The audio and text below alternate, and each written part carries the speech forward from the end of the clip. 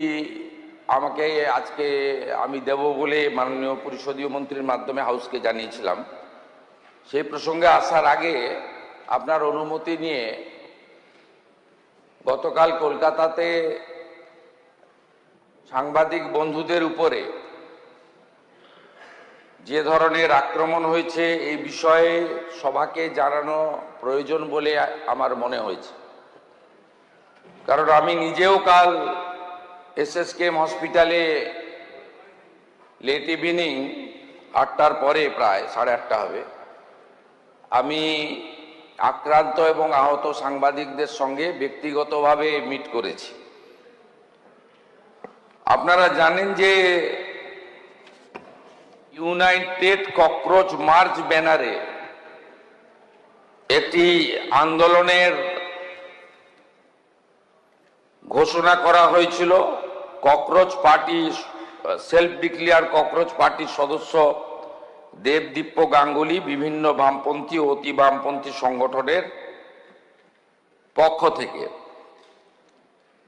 আমাদের পুলিশকে নির্দেশ দেওয়া ছিল যে গণতান্ত্রিক দেশ,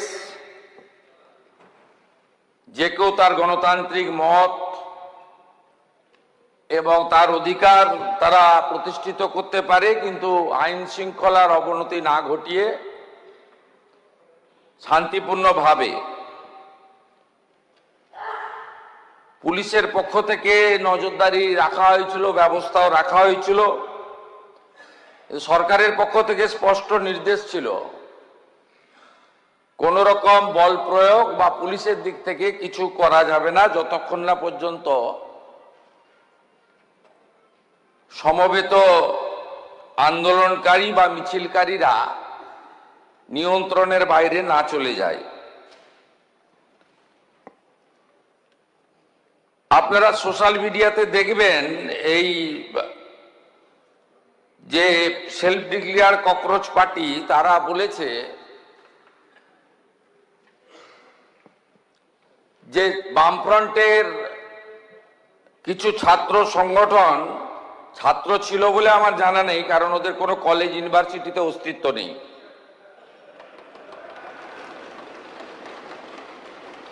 তারা এই কর্মসূচিতে ঢুকে পড়ে। এরা হলো SFI, DYSA, AIDSO, AISA, AISF, AISB, PSU, RS ইত্যাদি ইত্যাদি। এই মিছিল শান্তিপূর্ণভাবে এগোচ্ছিল। মিছিলে পুলিশের যা হিসাব ক্রাউড ছিল 9000, তার মধ্যে কলকাতা এবং পার্শ্ববর্তী এলাকা থেকে ভোটে হারারা পিছন থেকে খিদিরপুর, মেটিয়াবুরুজ, রাজাবাজার, পার্ক সার্কাস, আকরা ফটক, বেলগাছিয়া, রাজারহাট, নিউ টাউন, বাগুইহাটি এবং ইত্যাদি ইত্যাদি সাপ্লাই করেছেন। পুলিশ পুরোটাই সংযত ছিল, টিভি মিডিয়া সবাই দেখেছে। পরবর্তীকালে যখন ডোরিনা ক্রসিং এ আসে, প্রথমে জুতো এবং বোতল দিয়ে শুরু করে, তারপরে টার্গেট করে সাংবাদিকদের, কারণ অনেক চেষ্টা করার পরেও পুলিশ ওদের পাতা ফাঁদে পা দেয়নি। আমাদের নির্দেশও তাই ছিল। ওরা চেয়েছিল পুলিশ লাঠি চালাক, গ্যাস ফাটাক, বল প্রয়োগ করুক এবং তারপরে নাটকটা একটু জোরদার চলুক। সে সুযোগ পুলিশ দেয়নি। আমি কলকাতা পুলিশকে এবং যারা ডিউটি দিচ্ছিলেন তাদেরকে ধন্যবাদ জানাই।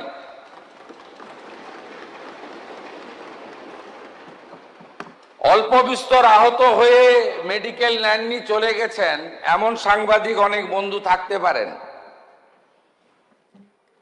6 জন সাংবাদিক বন্ধু যারা গুরুতর জখম হয়েছেন, রক্তপাত হয়েছে,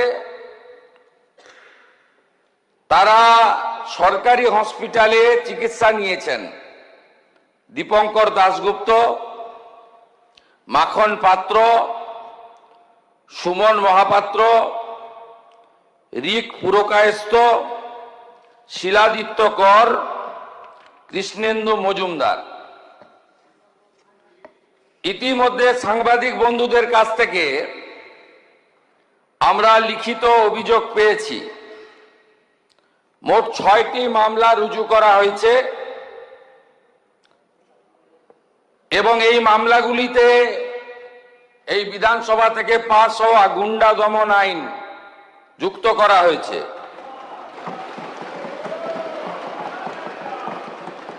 1 নম্বর রেফারেন্স কেস হেয়ার স্ট্রিট থানা, মামলা নম্বর 151, অভিযোগকারী Rahi Haldar. Reference 2 Hare Street থানা, মামলা নম্বর 152। এইভাবে মোট সুনির্দিষ্টভাবে 6টি মামলা দেওয়া হয়েছে। মোট 6 না 7টি মামলা, এন্টালি থানাতেও একটি মামলা হয়েছে। এই মামলাগুলোতে গুন্ডা দমন আইনকে যুক্ত করা হয়েছে এবং প্রায় 70 জনকে চিহ্নিত করা হয়েছে,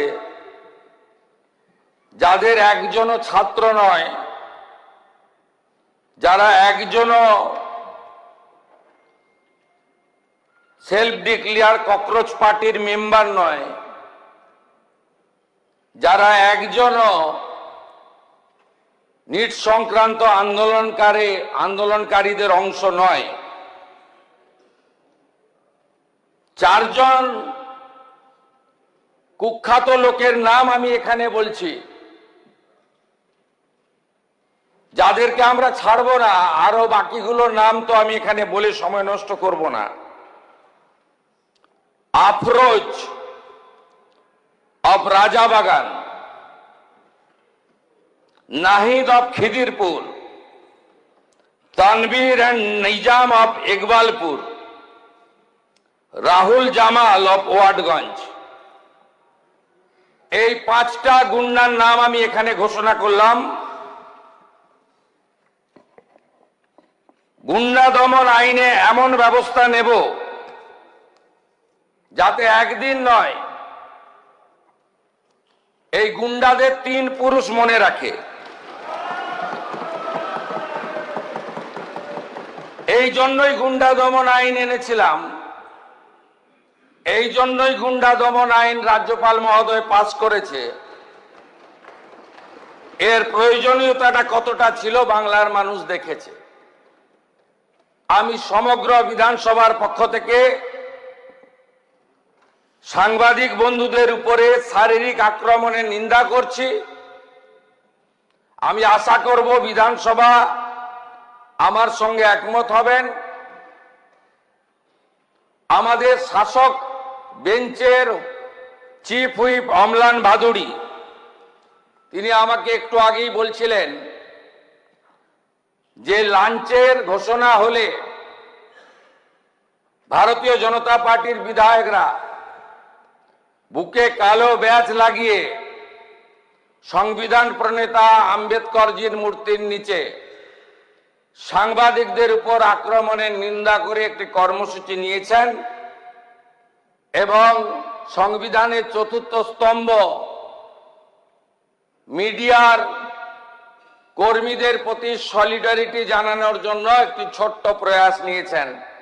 আমি তাকেও স্বাগত এবং ধন্যবাদ জানাচ্ছি। মহোদয়, আপনার অনুমতি নিয়ে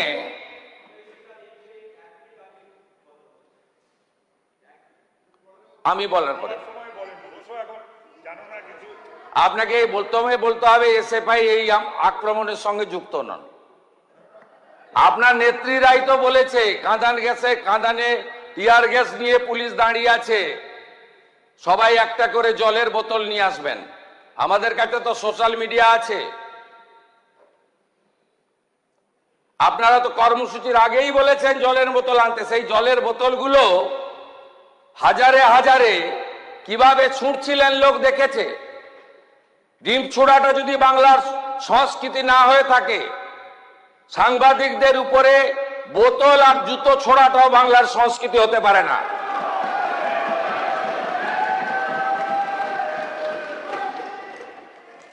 মহোদয়, একটি বড় স্ক্যাম সামনে এসেছে, ভাইপোর সেবাশ্রয় ক্যাম্পে স্ক্যাম। ইতিমধ্যে আমাদের বিষ্ণুপুর পিএসএ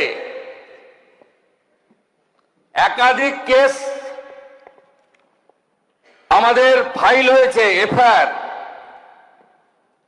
এই এফআইআর এর ভিত্তিতে আমি আপনার প্রথমে অনুমতি চাইছি, আমি মুখটা হেজি করে দিয়েছি, কিভাবে ক্ষতি করেছে দেখুন। এই ছবিগুলো দেখুন, এই চিটিংবাজটা দেখুন, বাচ্চাটার হাত গেছে, দেখুন।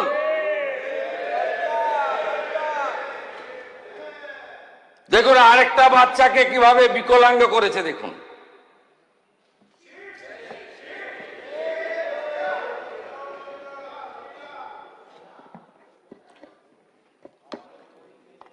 এই দিদির পাটা গেছে দেখুন।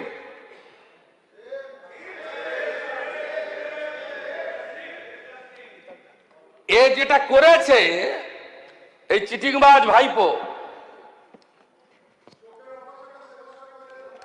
আল্ট্রাসোনোগ্রাফি মেশিন বাইরে নিয়ে গেছে, এক্সরে মেশিন বাইরে নিয়ে গেছে, সরকারি হসপিটালের ডাক্তারদের বাইরে নিয়ে গেছে, মেডিকেল কলেজের স্টুডেন্ট মুখ্যমন্ত্রীকে চিঠি দিয়েছে। মেডিকেল কলেজের স্টুডেন্ট ডাক্তার হতে পারে, চিকিৎসা করতে পারে? তো একবার ঢুকলে বেরোবে না, এ তো খুনের মামলা।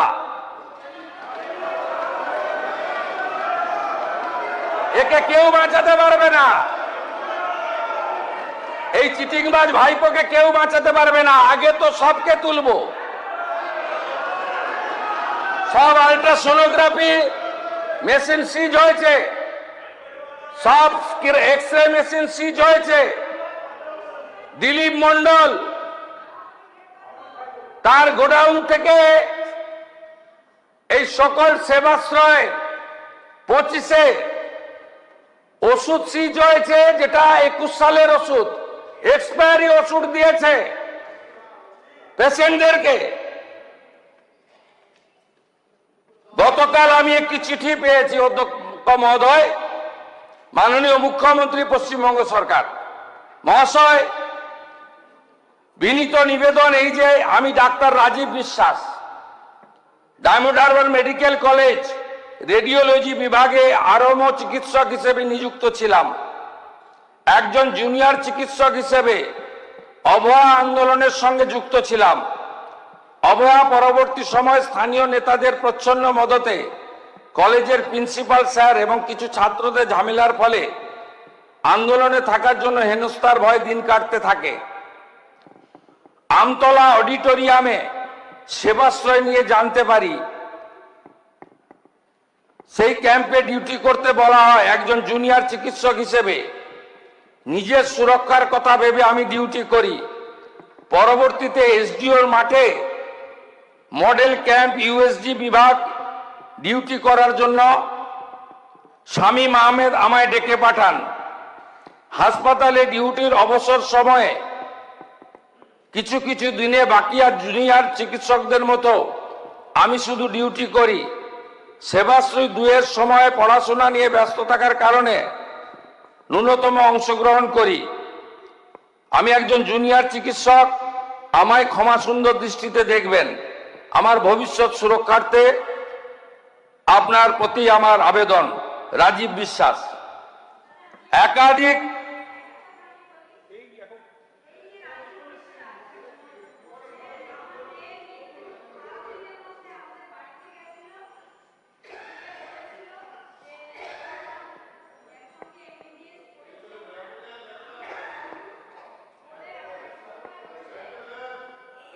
এখন আমরা এটা ছাড়বো না, কোনো ছাড়াছাড়ির সিন নেই, সুযোগও নেই।